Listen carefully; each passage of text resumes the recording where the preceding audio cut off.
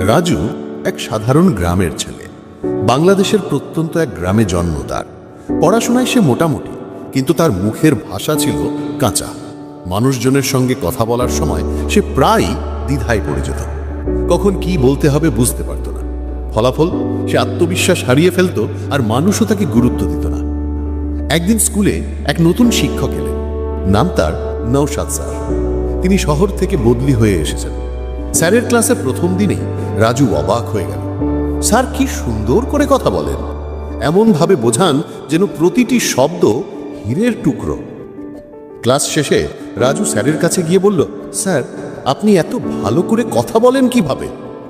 Naushad sir একটু হাসলেন এবং বললেন, রাজু, কথা বলার কৌশল শিখতে হয়। এটা এক ধরনের শিল্প, চাইলে তুমিও শিখতে পারো। রাজু অবাক, আমি পারবো? স্যার বললেন, কেন নয়, কথা বলার 5টি নিয়ম আছে। যারা চালাক তারা এই নিয়মগুলো মেনে চলে। তুমি যদি ওই নিয়মগুলো বুঝে প্রয়োগ করতে পারো, তাহলে তুমি শুধু চালাক না, সফল হবে। সেদিন থেকেই রাজুর জীবনে এক নতুন যাত্রা শুরু হলো। নওশাদ স্যার প্রথম দিন রাজুকে বললেন, তুমি কি জানো সবচেয়ে বুদ্ধিমান মানুষ কি করে? রাজু বলল, কি করে স্যার?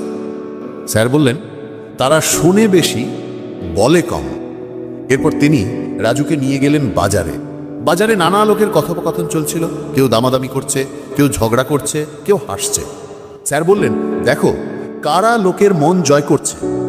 রাজু লক্ষ্য করল, যে লোকগুলো আগে শুনছে তারপর যুক্তিপূর্ণভাবে উত্তর দিচ্ছে, মানুষ তাদের কথায় আস্থা রাখছে। স্যার বললেন, তোমার যদি কারোর মন জয় করতে হয়, তাহলে আগে তাদের মন বোঝো, আর সেটা সম্ভব শোনার মাধ্যমে। যদি শুধু বলতেই থাকো, তাহলে তুমি শেখার সুযোগ হারাবে। এই নিয়মটি রাজুর মন ছুঁয়ে গেল। সে সিদ্ধান্ত নিল, সে এখন থেকে বেশি শুনবে, বুঝবে, তারপর কথা বলবে। একদিন রাজু জিজ্ঞেস করল, স্যার আপনি সবসময় এমন বুদ্ধিমান প্রশ্ন করেন কিভাবে? স্যার বললেন, ভালো প্রশ্ন করাটাও একটা দক্ষতা। চালাক মানুষরা প্রশ্ন করে এমনভাবে যেন উত্তরদাতা ভাবতে বাধ্য হয়। স্যার রাজুকে এক কৌশল শেখালেন, উদ্দেশ্যপূর্ণ প্রশ্ন।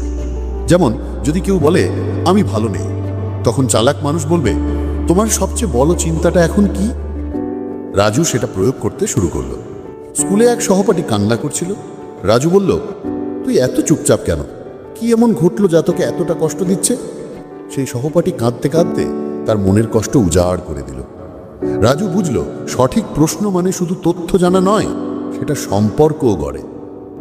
নওশাদ স্যার একদিন বললেন, রাজু, যদি তুমি কখনো বিশ্বাসযোগ্য হতে চাও, তাহলে তোমার প্রতিটি কথায় দায়িত্ব নিতে হবে। রাজু কিছুটা অবাক, স্যার কথায় দায়িত্ব মানে? স্যার বললেন, মানুষ যা বলে তা যদি রাখে না, তাহলে সে আর বিশ্বাসযোগ্য থাকে না।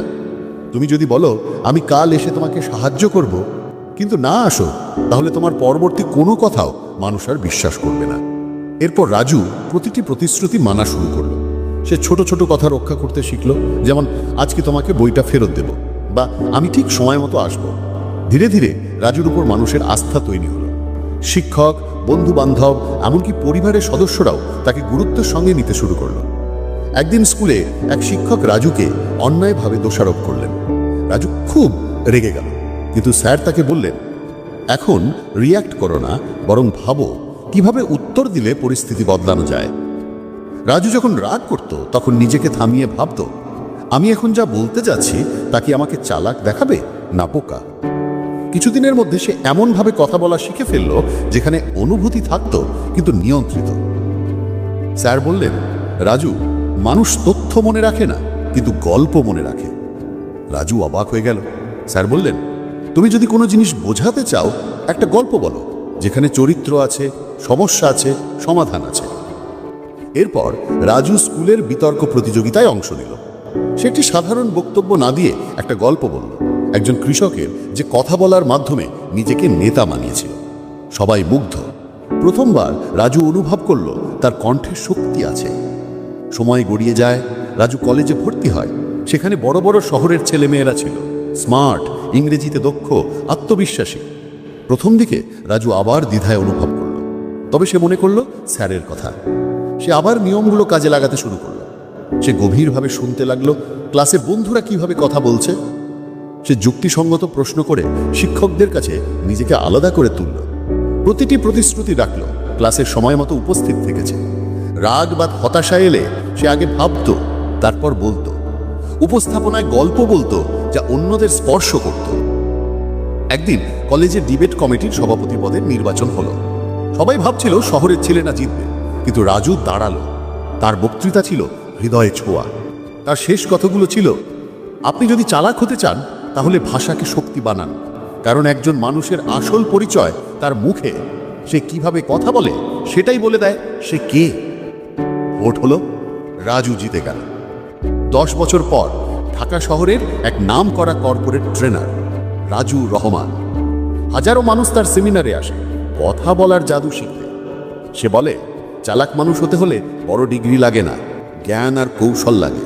আর কথা বলার কৌশল যে শিখতে পারে সে জীবনে জয়ী হতে পারে।